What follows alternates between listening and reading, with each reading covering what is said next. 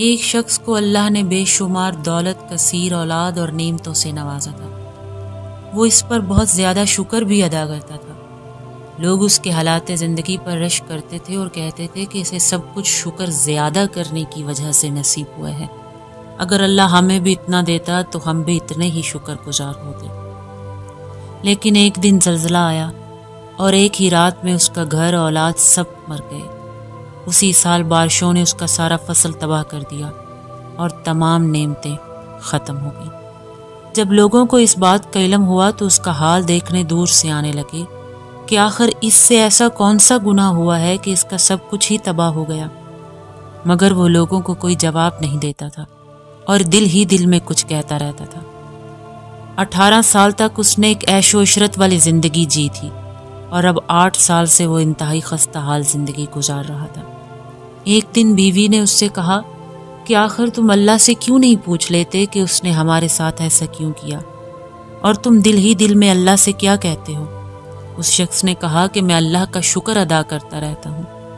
بیوی بولی کہ تم کس بات کا شکر ادا کرتے ہو؟ مگر اس نے کوئی جواب نہیں دیا۔ وہ شخص شدید بیمار ہو گیا کہ حتیٰ کہ بستر مرگ پر چلا گیا۔ بیماری نے اس کا سارا جسم خراب کر دیا کہ بولنے سے بھی قاصر ہو گیا۔